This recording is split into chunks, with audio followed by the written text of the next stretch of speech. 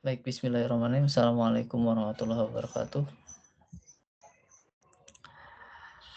Mmm, Hari ini kita akan masuk ke materi yang baru gitu ya, seperti yang sudah kita rencanakan di awal gitu, bahwa sebenarnya ketika kita mulai masuk ke pertemuan kedua di pekan itu, maka kita akan masuk ke materi yang selanjutnya gitu. Tapi, sekarang kita akan mulai agak maju sedikit gitu ya, karena ini sebenarnya kita kan ada 2 kali pertemuan ya, pertemuan pertama ini kita bisa gunakan untuk materi gitu ya, materi secara sinkronus, kemudian juga nanti, di hari yang sudah ditentukan untuk pertemuan kedua ini kalian bisa untuk membaca kembali atau, nge-review kembali gitu ya, melihat lagi rekamannya gitu, biar lebih, apa ya, lebih mengerti gitu ya, kurang lebih lebih mengerti atau jadi lebih ingat bahwa misalnya, "Oh ini harusnya seperti ini harusnya seperti ini," dan seterusnya kayak gitu. Mmm, Kenapa kita lebih cepat ya, karena saya khawatir nanti ketika sebenarnya ini kan sampai minggu depan ya, jadi minggu ini sama minggu depan gitu, pekan kelima itu, pekan keempat itu gitu ya, minggu ini sama minggu depan, kemudian baru dilanjut di pekan kelima di minggu depannya gitu. Pelaksanaannya itu kan juga agak mepet ya.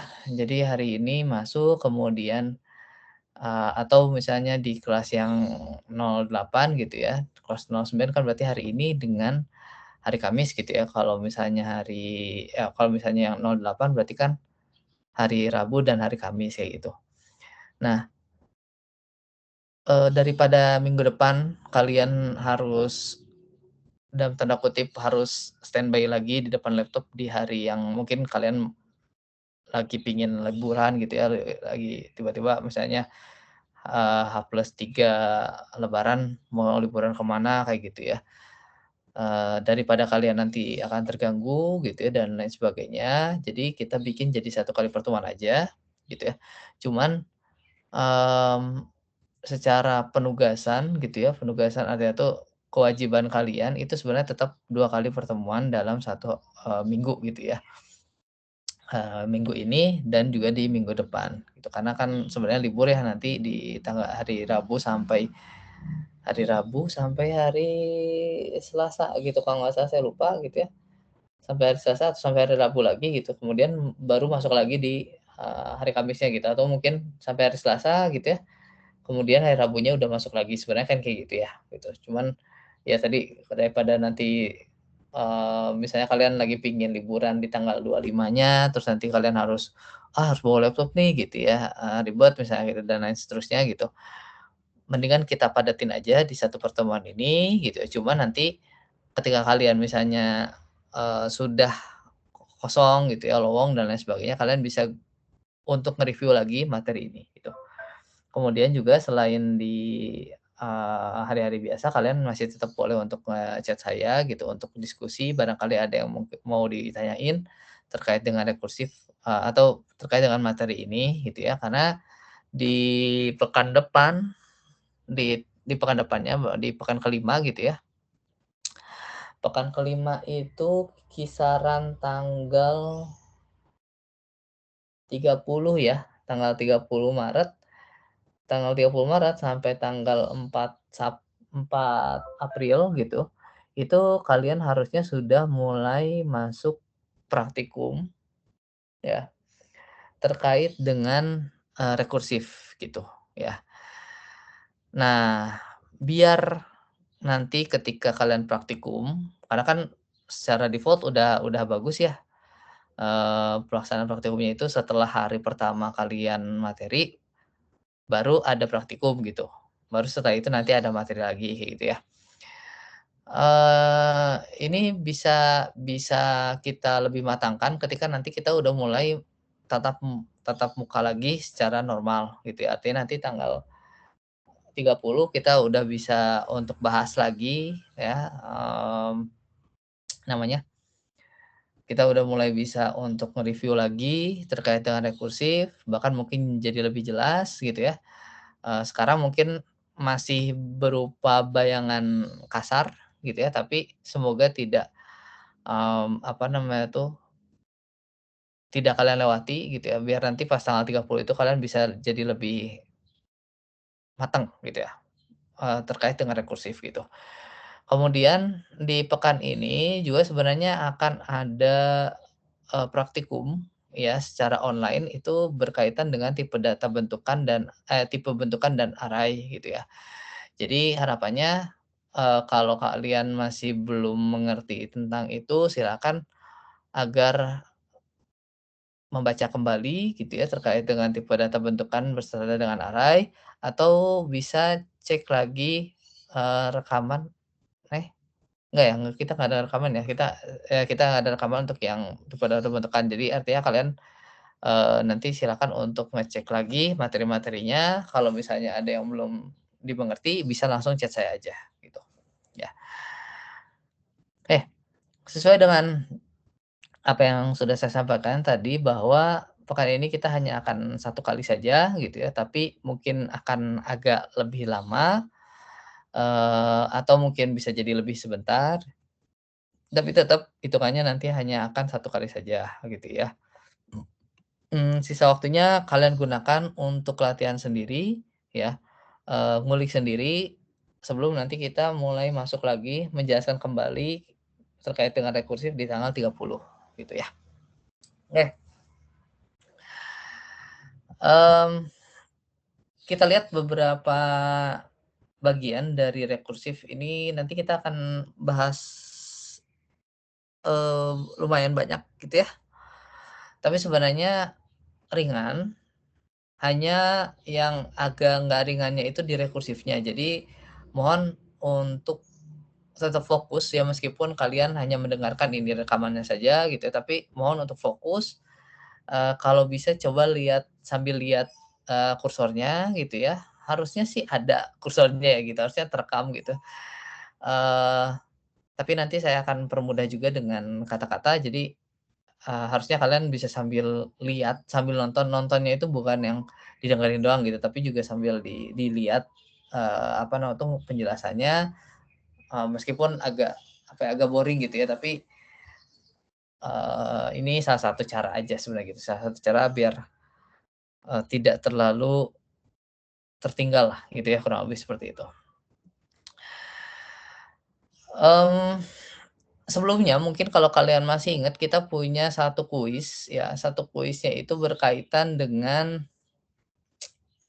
eee, pangkat ya, perpangkatan gitu ya, kemudian, kita tidak menggunakan apa namanya tuh, cara-cara lain gitu ya, hanya menggunakan, perulangan saja gitu ya. Nah, kalau kalian coba untuk menghayal terkait dengan perpangkatan gitu ya, di situ tuh ada proses untuk melakukan perkalian gitu ya, ada proses untuk melakukan perkalian antara dia gitu ya, dengan hasil dari perkalian dia sendiri gitu ya. Artinya ketika kita punya misalnya 2 pangkat 3, 2 pangkat 5, 2 pangkat 10 gitu ya, kita melakukan perkalian 2 terhadap, apa namanya tuh, 2 pangkat 1 gitu ya, 2 pangkat 0 gitu. Pangkat 0 tuh berarti kan kayak 2 kali 1 gitu ya. Kemudian kalau misalnya kita diminta untuk 2 pangkat 4 berapa, berarti kan mulainya dari 2 pangkat 0, 2 pangkat 1, 2 pangkat 2, 2 pangkat 3 gitu ya, sampai 2 pangkat 4 gitu. Nah, proses, eee, apa namanya tuh, proses perkaliannya gitu ya, proses perkaliannya itu kan berarti 2 pangkat 0 sama dengan 2 kali 1 gitu ya. Kemudian setelah itu ketika kita naikin pangkatnya menjadi pangkat 1 berarti 2 pangkat 0 berarti kan, 2 gitu ya. Kemudian 2 pangkat, 1 2 kali, 2 pangkat 1 berarti kan 2 gitu ya.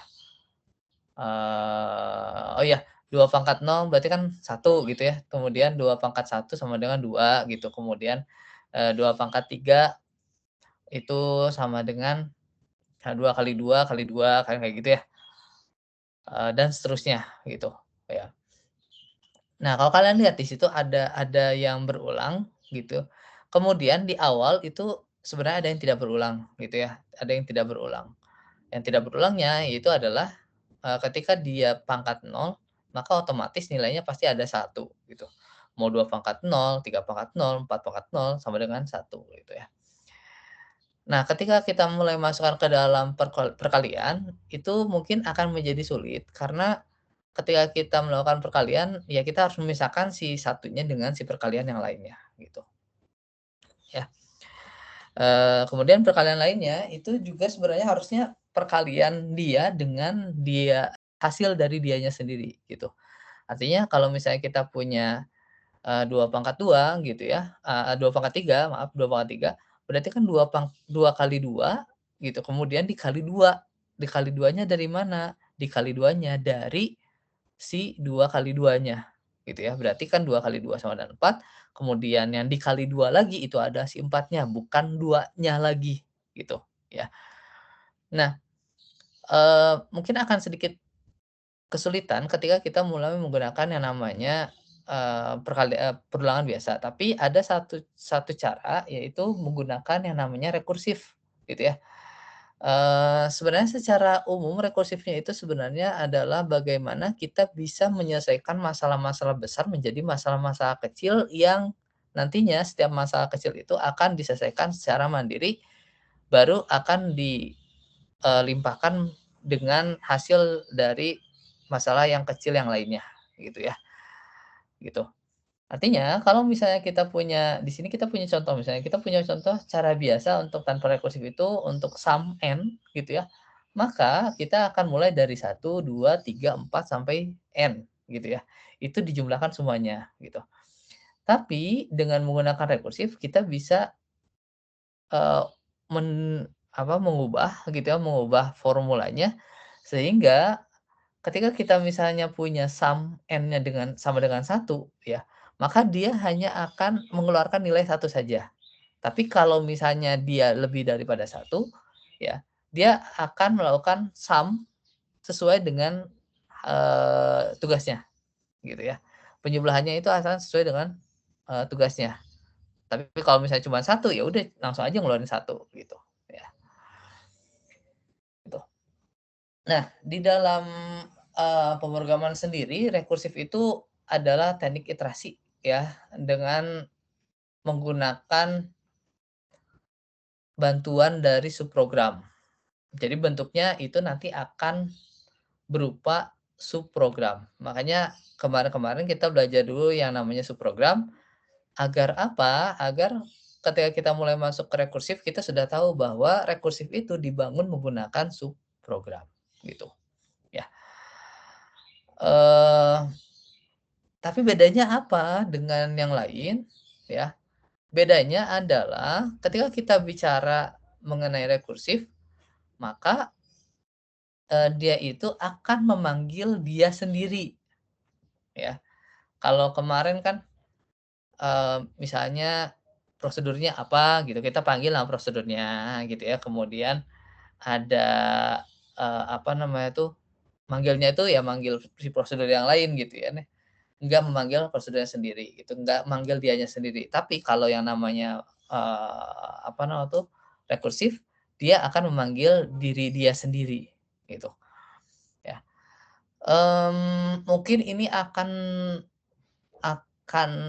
akan mulai kalian temukan banyak ketika kalian sudah mulai masuk ke dalam mata kuliah, struktur data, ya. Ketika akan mulai masuk ke atau di dalam struktur data gitu, karena di dalam struktur data kalian akan melakukan perulangan gitu atau melakukan pemanggilan terhadap prosedur,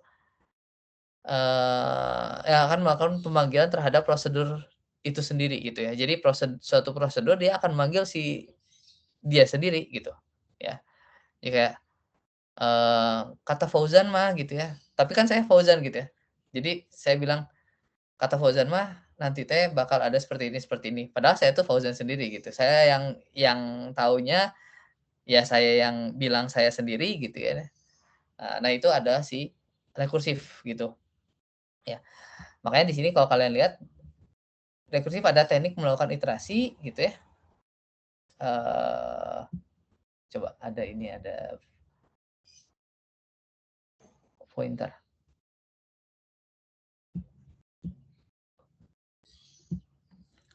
Nah, untuk memanggil dirinya sendiri dengan suatu cara tertentu, ya. Nanti kita akan lihat manggilnya gimana sih gitu ya. Oke, kita lihat di sini. Kita punya suatu prosedur ya yang namanya adalah cetak, kemudian di dalamnya kita punya yang namanya parameter. Parameternya apa? Parameternya itu hanya in, ya. Hanya in saja gitu.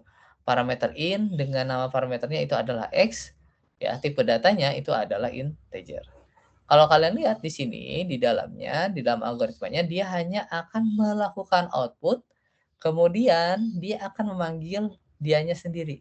Dia akan memanggil prosedur itu sendiri gitu. Dia akan memanggil diri prosedurnya itu sendiri gitu.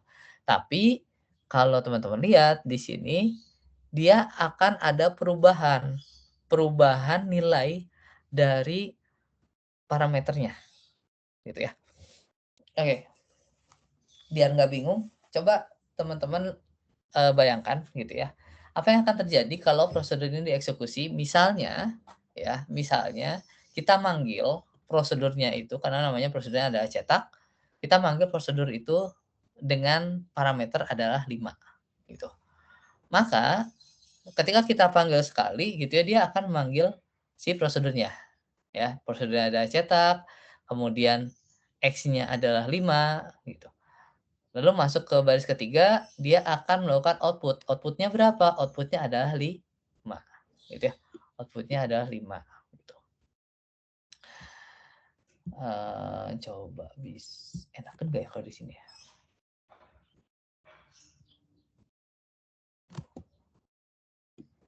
Outputnya adalah 5. Aduh, nggak enakan ternyata, gitu ya. Outputnya adalah 5. Kemudian setelah outputnya 5, dia akan memanggil dianya sendiri dan si nilai X-nya yang tadinya 5 ditambah dengan 1 gitu. Berarti setelah dari sini ya, setelah dari baris keempat, dia akan manggil lagi ke atas. Gitu. Dia akan manggil lagi ke atas. Kemudian setelah manggil dari atas di mana X-nya itu berubah. Ya, X-nya itu berubah, udah jadi 6 gitu ya. Setelah berubah jadi 6, maka dia akan turun lagi ke baris ketiga. Nah, di baris ketiga dia akan output yaitu adalah 6. Setelah 6, dia akan masuk ke baris 4 gitu ya. Dia akan masuk ke baris 4, di mana di baris 4 dia akan mencetak, akan manggil lagi dia. Dia akan naik lagi ke atas. Kemudian X-nya berapa? X-nya ditambah 1. Ya, X-nya ditambah 1 berarti awalnya 6, berarti jadi 7. Ketika 7 dia masuk lagi ke baris ketiga, outputnya adalah 7 gitu ya. Kemudian masuk lagi baris 4, manggil lagi dia sendiri, nah ditambah 1 tapi X-nya, kemudian di sini jadi ini awalnya 7, terus menjadi 8, gitu ya. Kemudian nanti masuk lagi ke baris ketiga, outputnya ada 8, kemudian masuk lagi ke baris 4, dan seterusnya. Kapan berhentinya? Ya ketika memorinya sudah habis. Ya. Tapi intinya mah tidak ada berhentinya, gitu ya. Secara kasarnya tidak ada berhentinya, gitu.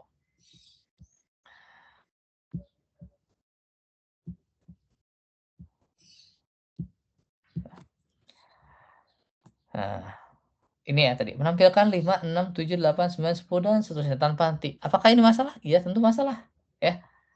Sama kayak ketika kita melakukan looping, tapi kita tidak memberitahukan looping-nya mau sampai berapa. Terus aja ditambah gitu ya, tambah tambah tambah tambah. Sampai berapa? Nggak tahu pokoknya terus aja gitu. Nah, kayak gitu, ya. Masalah nantinya gitu, karena kan seperti yang sudah kita ketahui di perulangan bahwa perulangan itu harus ada titik akhirnya. Kalau tidak ada titik akhirnya berarti perulangannya itu tidak sempurna gitu ya, atau bahkan, eee, bisa dibilang, ya itu mah bukan perulangan lah, itu mah jadinya kayak bukan perulangan gitu ya, jadinya kayak bukan perulangan, gitu. Oke. Nah, sehingga ketika kita mau melakukan yang namanya rekursif, tadi ya gampangnya rekursif itu dia memanggil dirinya sendiri gitu, dia si suatu prosedur yang memanggil dirinya sendiri, gitu. Nah, ketika kita mau menggunakan atau mau membuat rekursif, maka kita harus menentukan batas akhirnya, gitu. Karena secara tidak langsung dia akan melakukan looping, gitu ya. Nah ini, maka kita harus ada yang namanya struktur kontrol percabangan, gitu. Percabangannya buat apa? Buat, eee, atau jangan buat ya, agar si prosedurnya itu, dia bisa melakukan pemeriksaan terlebih dahulu, gitu. Diperiksa apakah dia masih memenuhi syarat, sama kayak, melakukan perulangan ya gitu. Apakah dia melakukan, ketika dia mau melakukan perulangan, apakah dia masih memenuhi syarat gitu ya. Oh iya, dia masih memenuhi syarat, maka dia akan melakukan perulangan. Tapi kalau misalnya sudah melebihi syarat yang ditentukan atau sudah tidak sesuai dengan syarat yang sudah ditentukan, maka dia akan berhenti, begitu, ya. Coba teman-teman lihat di sini, ya ketika kita punya algoritmanya diubah, kemudian kita tambahkan ada if gitu ya, ada if X-nya sama dengan 10, maka output dia akan melakukan output saja ya, kemudian selesai gitu. Tapi kalau misalnya dia masih di bawah 10 ya, maka dia akan terus nambah nambah nambah gitu ya, nambah nambah nambah sampai dengan 10 gitu. Berarti kalau misalnya, balik lagi ya, kalau misalnya kita panggil cetak 5 gitu ya, berarti dia akan mencetak pertama, dia akan mencetak dulu, kita lihat kita coba agak sambil dicoret-coret ya. Kita pertama mulai dari baris pertama ya, karena dia, ke sini kan ya gitu, dari cetak 5, di mana I-nya ini I-nya kita pinggirin, set gitu ya. I-nya sama dengan 5 gitu ya. I-nya sama dengan 5, kemudian setelah dari baris pertama, dia akan masuk ke baris ke-3.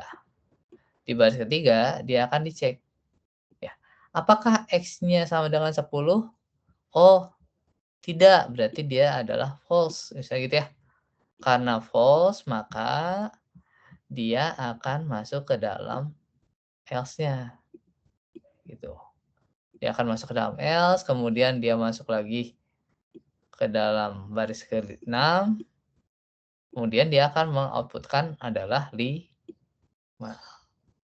Nah nih, 5 gitu ya. 5. Nah, setelah 5 dia akan masuk ke baris ke-7. Di baris ke-7 dia ngapain? Dia akan memanggil dia sendiri, gitu ya. Dia akan manggil dianya sendiri, gitu. Tapi dengan apa? Dengan perubahan di mana X-nya ditambah 1, berarti nanti X-nya adalah 6, gitu, ya. Kemudian kayak tadi lagi, dia akan masuk ke baris ketiga, dicek apakah X-nya itu sama dengan 10. Oh, tidak, dia tidak 10, maka dia akan masuk ke dalam else, kemudian dia akan mengoutput-kan nilai X-nya, dan selanjutnya dia akan memanggil diri dia sendiri, gitu, ya. Terus terus sampai 9 misalnya, kemudian 9 karena masih belum 10, dia akan memanggil lagi cetak, cetaknya X yaitu adalah 9 ditambah 1 sama dengan 10, baru setelah itu dia akan masuk ke baris ketiga, dicek apakah X-nya adalah 10? Ya, X-nya sama dengan 10, ya, kemudian dia nanti di sini akan menjadi true, gitu. Ketika dia jadi true, maka dia akan masuk ke dari baris ketiga, dia akan masuk ke baris keempat, gitu, ya. Di output 10. Setelah dari sini kemana? Karena sudah selesai, ya, dari output ini sudah selesai, if-nya sudah selesai, maka dia akan masuk ke end if, gitu. Baru setelah end if, dia akan masuk ke end procedure. Artinya, looping yang tadi itu akan selesai ketika sudah memenuhi, apa namanya tuh, permintaan gitu ya, atau memenuhi, syarat yang sudah ditentukan, gitu. Nah, makanya di dalam rekursif, ini akan ada perbedaan dengan prosedur-prosedur biasanya, gitu ya. Bedanya di mana? Kalau prosedur biasa itu ya udah di dalamnya cuman ada proses aja gitu ya, kemudian dia tidak akan memanggil dia sendiri. Kalau misalnya dia manggil orang lain, bisa nggak Pak? Bisa-bisa aja gitu ya, tapi dia tidak akan memanggil dianya sendiri. Kemudian kemudian dia tidak akan mem dia tidak akan memiliki struktur percabangan yang menentukan berapa kali dia akan melakukan perulangan, gitu, ya. Atau kalau misalnya kita masuk ke dalam teknisnya, di dalam rekursif itu ada yang namanya base case, ya, kemudian ada recursive case. Base case itu apa? Base case itu adalah kondisi dari si rekursif ketika rekursifnya itu akan berhenti, gitu. Atau kondisi ketika rekursifnya itu berhenti, gitu ya, bukan akan berhenti, ketika dia tuh berhenti. Kapan dia akan berhenti?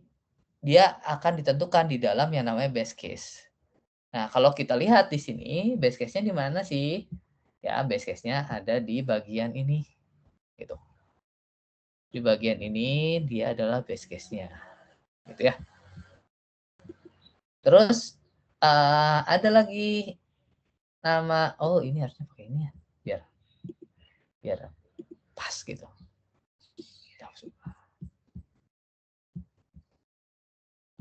Udah mau asal lagi. Ini adalah base case gitu ya. Kemudian ada lagi yang namanya recursive case. Apa sih recursive case itu? Recursive case itu adalah kasus-kasus di mana si rekursif ini dia akan berjalan gitu ya. Kondisi ketika dia akan melakukan yang namanya rekursif gitu ya. Contohnya di mana? Ya di barisnya else berarti ya, di baris else sampai cetak kayak gitu. Ya. Itu ada recursive case.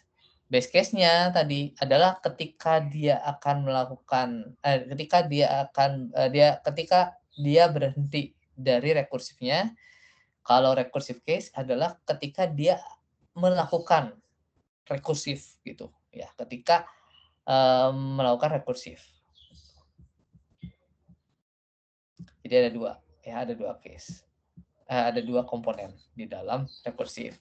Nah, eee, kita lihat di sini contohnya ya, kalau misalnya kita minta, apa yang ditampilkan, kita minta cetak 5 gitu ya, cetak 5 maka dia akan pertama cetak dulu 5 gitu. Kita mulai dari yang paling atas. Cetak 5, oke, cetak 5 gitu ya. Berarti ini nanti langsung ke checklist. Wah, nggak kelihatan warna hijau.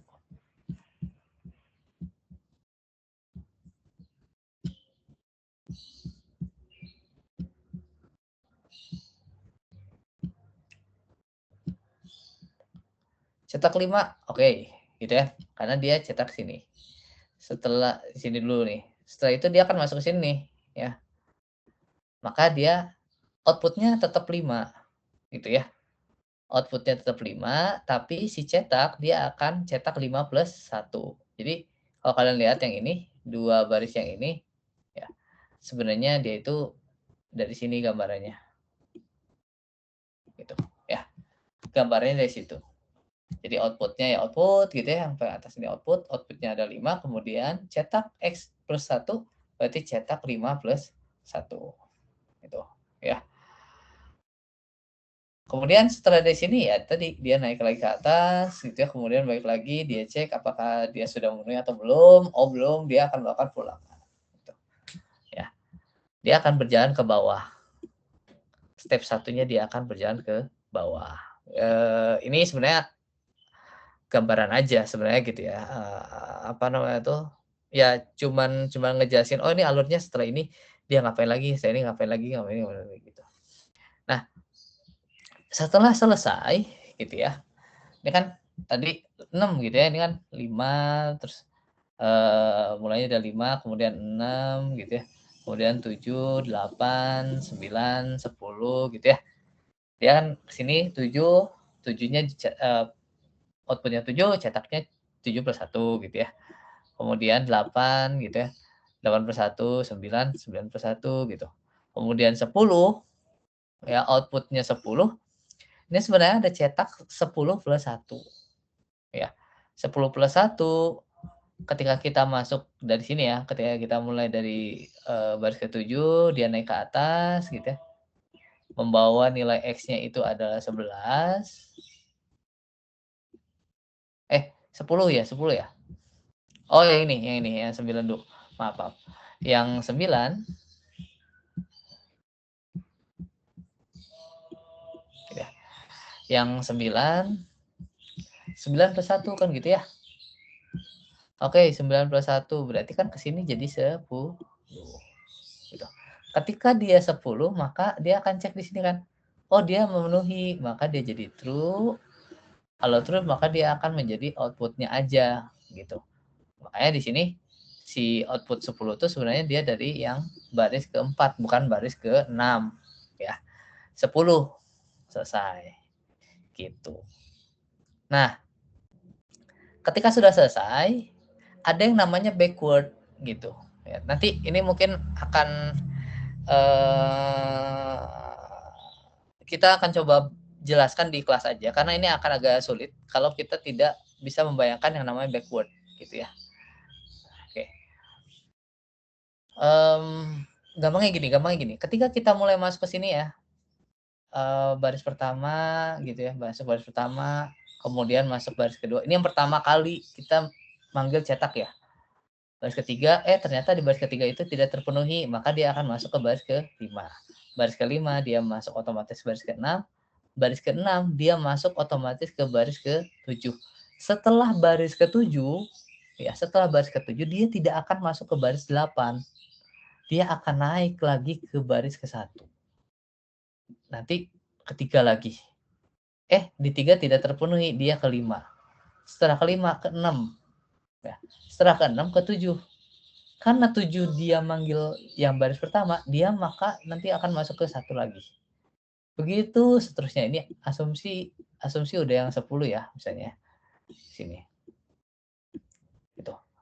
Nah, ketika cetaknya itu ada 9+1 yaitu adalah 10, maka dia manggil lagi ke atas ini kan, cetak gitu. Nah, kemudian dia masuk ke baris ketiga. Apakah X-nya sama dengan 10? Iya, X-nya sama dengan 10. Maka dia akan output gitu. Ketika output selesai ya, maka proses if else-nya harus diakhiri. Itu akhiri di if. Oke? Tapi ketika sudah sampai sini belum selesai. Kenapa belum selesai? Karena tadi yang baris yang ini nih, baris yang ini dia kan belum end if. Ya, ini kan baris ke-8-nya belum ada nih, belum ada checklist. Maka dia setelah end if yang ada di sini, yang di baris ke-8 yang terakhir, itu yang perulangan terakhir ini gitu, dia akan balik lagi ke sini, ke baris yang sebelumnya, gitu. Baris yang sebelumnya karena belum end if, maka dia langsung masuk ke end if, gitu. Setelah ini udah selesai nih end if-nya, dia akan balik lagi ke sini, ke perulangan yang sebelumnya, baru dia end if, gitu.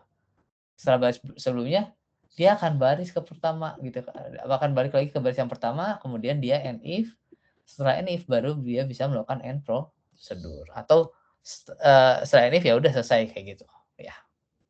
Makanya di sini ada yang namanya backward from base case. Backward from base case artinya dia itu setelah selesai di sini gitu ya, dia akan balik lagi ke case yang sebelumnya gitu, baru dia di checklist gitu ya, di end if gitu. Kemudian balik lagi ke sini, di end if lagi, balik lagi ke sini, di end if lagi, dan seterusnya. Ya. Jadi forward base to base case berarti dia akan ke sini gitu ya, masuk ke mana namanya tuh, masuk ke bagian prosedur gitu ya, kemudian dia manggil lagi prosedur itu sendiri gitu ya, itu yang namanya forward gitu. Dia akan terus maju maju maju maju maju, setelah selesai dia akan mundur mundur mundur mundur, gitu ya. Menyelesaikan algoritma yang sudah dikerjakan sebelumnya, gitu ya. Pusing? Nggak apa-apa, nanti kita akan coba jelaskan ulang di tanggal 30 ya. Asalkan teman-teman ingetin saja ya, "Pak, kita belajar tentang rekursif, tolong jelaskan yang forward dan yang backward," gitu aja. Oke. Ya ini juga sebenarnya sama aja, cara bacanya sama aja. Cuma bedanya di sini aja nih, gitu ya. Oke. Komponen rekursif ini ada beberapa komponen dalam rekursif ya. Yang pertama tentu mempunyai nilai parameter aktual yang selalu berubah-ubah, karena tadi ya kita manggil, kemudian ketika kita panggil ya kita ngubah nilai X-nya gitu. Kalau nggak diganti nilai X-nya, ya dia akan terus-terusan melakukan looping, ya tidak akan selesai-selesai meskipun kita punya base case tadi gitu ya, base base case, tapi kalau misalnya nilai parameter aktualnya itu tidak berubah, ya dia akan terus-terusan, rekursifnya tidak akan berakhir, gitu. Kemudian nilai parameter itu akan diuji dalam kondisi base case atau pada recursive case gitu ya. Kemudian menjamin bahwa kondisi base case dapat terpenuhi, ya itu tadi ya, jadi harus terpenuhi. Sama kayak looping, kalau tidak terpenuhi ya mending nggak usah pakai looping gitu. Rekursif juga susah-susah bikin rekursif, ternyata, kondisinya tidak akan pernah terpenuhi, ya ngapain pakai rekursif gitu ya, susah-susah bikin rekursifnya. Kemudian yang terakhir, teknik rekursif ini bisa menjadi alternatif. Pak, kapan kita pakai rekursif, kapan kita pakai perulangan? Ada waktunya, gitu ya. Ada waktunya ketika kita menggunakan perulangan itu tidak bisa, perulangannya itu tidak akan bisa, apa namanya tuh, tidak akan bisa berjalan. Dan hanya bisa berjalan ketika dia menggunakan yang namanya rekursif, gitu ya. Oke, variasinya ini untuk iteratif sederhana ya. Jadi sebenarnya rekursif itu kurang lebih rekursif itu ada perulangan gitu ya. Bentuknya bisa beda-beda gitu ya. Ini untuk rekursif suatu kasus iteratif sederhana menjumlahkan det bilangan 1 sampai n di mana n-nya ada bilangan bulat positif. Ya kita menggunakan apa namanya tuh, perulangan biasa itu sebenarnya udah menggunakan rekursif gitu ya, tapi bentuknya masih sederhana, perulangan sederhana, belum yang benar-benar rekursif lah gitu ya, kurang lebih gitu. Nah, implementasinya gitu ya, oh maaf, ini implementasinya rekursif gitu ya, implementasi rekursif itu bisa untuk yang iteratif iteratif sederhana gitu ya, untuk iteratif sederhana. Nah, bentuknya kayak gimana sih, Pak? Ya, bisa ada 2, ada versi A sama versi B gitu ya. Ada versi A sama versi B. Tergantung kita mau mulainya dari mana gitu ya. Kalau kalian lihat sebenarnya sama-sama aja gitu ya, ada if else-nya gitu ya, kemudian dia melakukan rekursif. Rekursifnya dari mana? Terlihat dari adanya nama, apa namanya tuh, nama si function-nya gitu ya. Atau kalau tadi kita pakai prosedur ya, ini ada nama function-nya gitu. Kemudian, Pak itu mah mungkin namanya sama aja, ya kita lihat aja di sini kan ini punya namanya, kemudian dia punya parameternya gitu ya. Ini juga sama, dia punya namanya dan juga punya parameternya gitu. Nah, sama kan namanya sama gitu, kemudian jumlah parameternya juga sama, jenisnya juga sama, jenis atau tipe datanya sama gitu, maka dia bisa kita sebut sebagai rekursif gitu ya. Nah, untuk kasus yang sederhana seperti ini kita bisa membuat 2 buah rekursif. Nanti tergantung ke kalian, apakah kalian yang lebih enaknya adalah yang versi A atau versi B, gitu ya. Kalau versi A dia, mulai dari 1 gitu ya, 1, 2, 3, 4, 5 dan seterusnya. Kalau versi B, dia mulai dari yang paling besar, gitu, N-nya, mulai dari N-nya. N, kemudian N-1, N-2, N-3, N-4, dan seterusnya sampai dengan 1. Kayak gitu. Kemudian ada, apa ya namanya ini, ada tail end recursion, gitu ya. Ada tail end recursion, ini juga bentuk dari, apa namanya tuh, rekursif, gitu ya. Kurang lebih mirip-mirip sebenarnya, ya, cuman ada beberapa perubahan. Pemanggilan selalu merupakan instruksi terakhir dalam blok percabangan, gitu ya. Jadi kalau misalnya kita lihat bentuknya dalam bentuk iteratif, ya bentuknya seperti ini. Tapi kalau kita lihat dalam bentuk yang rekursif, gitu ya, rekursif yang biasanya kita lihat dari tadi, gitu ya. Ya bentuknya seperti yang ada di sebelah kanan, sama aja sebenarnya, gitu ya. Apa, sama aja tuh bukan bukan berarti, ya ini ya udahlah biar aja gitu, bukan. Tapi artinya, dia bentuk dari recursion gitu, dari rekursif gitu ya, bentuk dari rekursif, gitu. Cuma nanti di tail end recursion ini ada, inisialisasi variabel tentu, kemudian ada kondisinya ya, kondisi untuk looping di mana ekspresi menggunakan nilai dari vars dan parameter parm gitu ya. Kemudian ada proses, ya proses utama yang dilakukan pada iterasi tersebut. Kemudian ada update, gitu, mengubah nilai varsnya gitu, variabelnya, biar si loop-nya itu nanti akan berevolusi dan bisa berakhir, gitu, ya. Ya, yang ini sih sebenarnya nggak terlalu, kalau nggak salah nggak terlalu dipakai ya, saya kemarin tuh bilangnya nggak akan, tidak terlalu digunakan gitu, tapi nanti kita akan lihat update-annya di tanggal 30 aja gitu ya. Nanti kalaupun misalnya memang, apa namanya tuh, memang ternyata dibutuhkan, ya kita akan menjelaskan gitu ya. Kita kita coba akan jelaskan gitu. Begitu ya untuk rekursif. Jadi sebenarnya rekursif ini, mmm, apa ya, pengganti gitu ya, pengganti daripada atau bentuk lain daripada perulangan gitu ya. Akan digunakan pada kasus-kasus tertentu yang tidak bisa kita, temukan ya, atau yang kalau misal menggunakan perulangan ya tidak bisa akan ada hasilnya, kayak gitu ya. Kondisinya apa aja? Coba kalian cari tahu sendiri gitu ya, sebelum nanti kita bahas di tanggal 30 gitu. Mmm, itu mungkin untuk rekursif ya, Pak, kok cuma sedikit? Ya memang sebenarnya, secara materinya gitu ya, jadi secara materinya rekursif itu bisa disebut lebih padat gitu ya, lebih padat.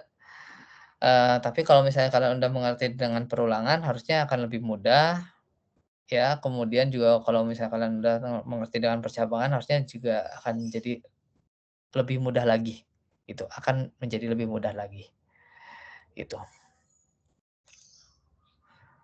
Mmm, Istilahnya kalau kemarin kita baru baru bikin perulangannya aja atau percabangannya aja gitu, kemudian kemarin kita bikin fungsi atau prosedur yang di dalamnya bisa jadi ada perulangan, bisa jadi ada percabangan. Nah, rekursif ini gabungan dari keseluruhannya gitu. Jadi ketika kita membuat fungsi atau prosedur, kita melakukan dalam tanda kutip perulangan ya, kemudian juga kita punya yang namanya, percabangan gitu ya, melakukan punya percabangan juga punya perulangan di dalamnya gitu. Tapi juga dia masih, berkaitan erat dengan fungsi dan prosedur gitu. Mmm, ya nanti kalian coba sambil lihat-lihat aja, kemudian coba kalian belajar sendiri di sini karena sebenarnya kalau ya asinkronus kayak gini agak susah gitu ya, untuk menjelaskan yang tadi, tapi semoga kalian bisa cepet ngerti, kalaupun enggak nanti kita akan bahas di tanggal 30 gitu ya, insyaallah kita akan bahas di tanggal 30. Itu aja mungkin dari saya untuk materi hari ini. Oh ya, kalau saya lihat di jadwal gitu ya untuk yang perkuliahan, sebenarnya untuk di pekan 4 ini kita masih belajar tentang array, tapi kan array kemarin kita udah masuk udah dibahas di pekan ketiga gitu ya. Pekan kedua ya mungkin ya, bahkan mungkin di pekan kedua ya, pekan kedua akhir gitu. Kita mulai masuk ke array. Sebenarnya ini harusnya baru akan dijelaskan di pekan keempat, tapi, karena saya khawatir tidak memungkinkan tidak akan, berjalan dengan lancar gitu ya, makanya kemarin kita masukin dulu ke pekan kedua gitu. Kemudian di pekan ketiga kalian, belajar sendiri terkait dengan prosedur, fungsi, dan juga, struktur kontrol gitu ya. Nah, pekan keempat, ini kita langsung mulai masuk ke rekursif, biar nanti di pekan kelimanya kita bisa, rekursif gitu ya, belajar tentang mengulang rekursif kembali, kemudian kita bisa untuk melakukan yang namanya kuis gitu di pekan kelima. Eee, untuk praktikum sendiri, ya di pekan keempat itu tipe data bentukan dan pekan kelima itu rekursif. Jadi harusnya kalau sekarang kita udah belajar rekursif, kemudian minggu depannya lagi gitu ya di tanggal 30 kita belajar rekursif, harusnya kita insya Allah udah siap gitu dengan adanya praktikum tentang rekursif. Sekian, terima kasih dari saya, semoga apa yang kalian dapatkan hari ini bermanfaat. Wallahul muwaffiq ila aqwamit thoriq. Wassalamualaikum warahmatullahi wabarakatuh.